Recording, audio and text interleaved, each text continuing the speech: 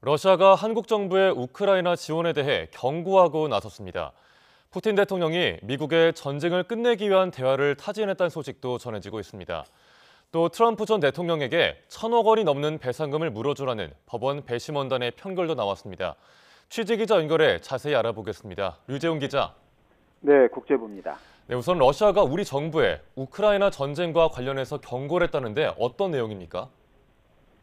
네, 러시아 외무부 대변인이 브리핑에서 한 말입니다. 마리아 자하로바 대변인은 한국의 국방수장이 치명적인 무기를 포함해 우크라이나에 대한 직접 군사 지원의 필요성을 언급했다면서 한때 우호적이었던 러시아와 관계를 무너뜨릴 수 있는 무모한 행동에 대해서 한국 정부에 경고한다고 말했습니다.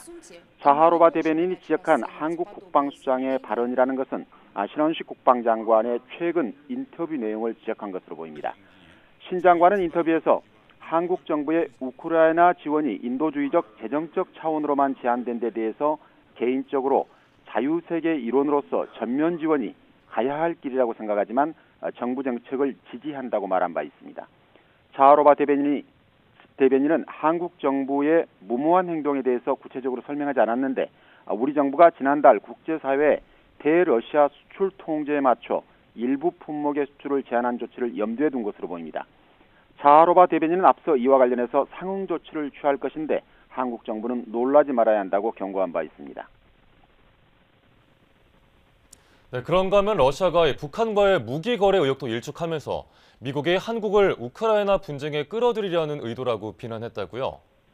네, 그렇습니다. 자하로바 대변인은 최근 서울에서 러시아와 북한이 군사 기술 협력을 한다는 주장이 나오는 것을 봤다면서 이는 입증되지도 않았고 근거도 없어 불법적이라고 강조했습니다.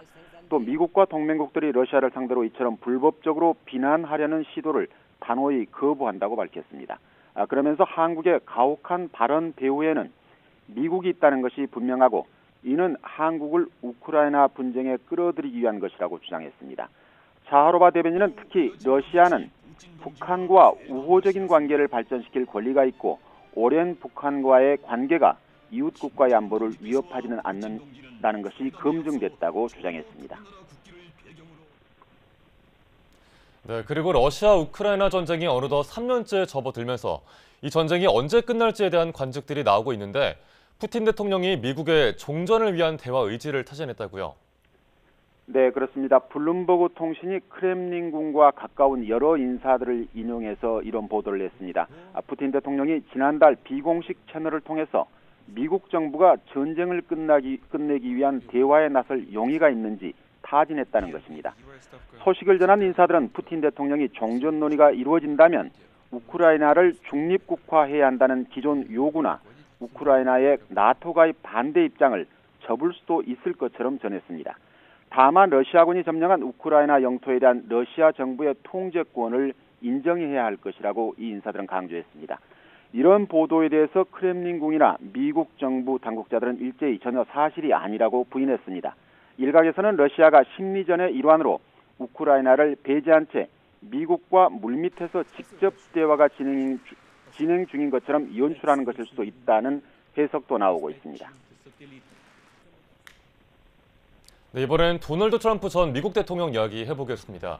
28년 전 성추행 피해자에 대한 명예훼손 혐의가 인정돼서 1,000억 원이 넘는 돈을 물어주게 됐다고요?